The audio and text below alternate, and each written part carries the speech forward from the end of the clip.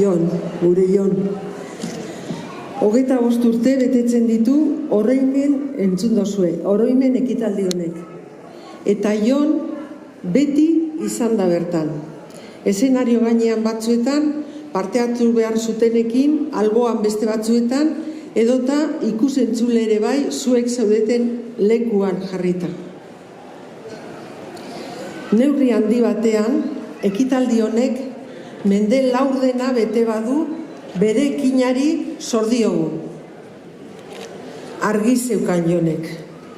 Bonbardaketan gertatutakoak ezagutzera eman behar zirela. Ezin zirela ahaztu. Eta hamarkada luzetan ibili zen harrien azpietan ere informazio bila.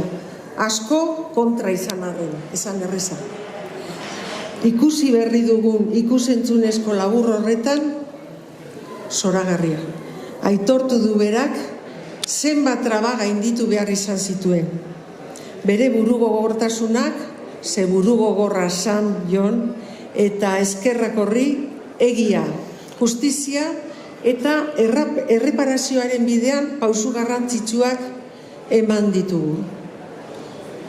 2001 urtean, martxoaren 31an, Durangoren aurka egindako aire bombardaketari buruzko azterlana liburua argitaratu zuen. Gero, etorri ziren beste hainbat argitalpen. 2007an argitaratu zuen Gerra Zibila Durangaldean 1926tik 1927 esaterako.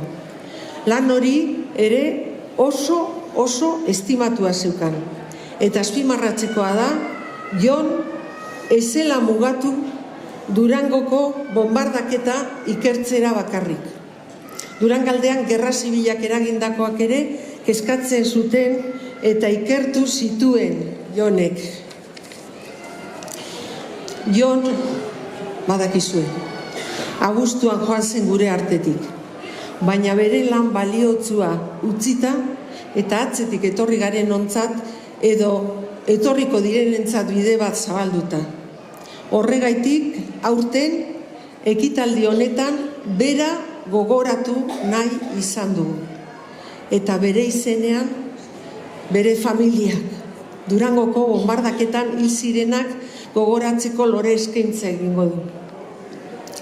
Familiak lora sorta hau orain jasoko du.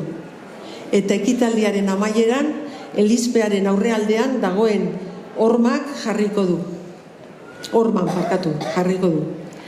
Joni askotan entzun diogu eta bideoan ere aipatu du hormako plaka horrek duintasun gehiago beharko lukeela. Joni egindako lana eskertzeko, txalo artean hartuko ditugu familiakoak. Torri.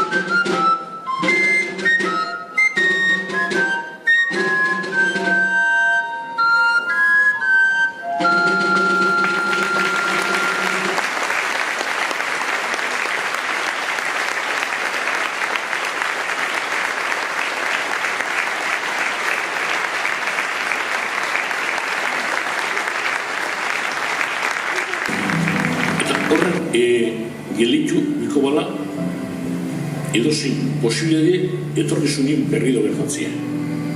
Bestela, egokin jogun lan guztize oso polito batuko da.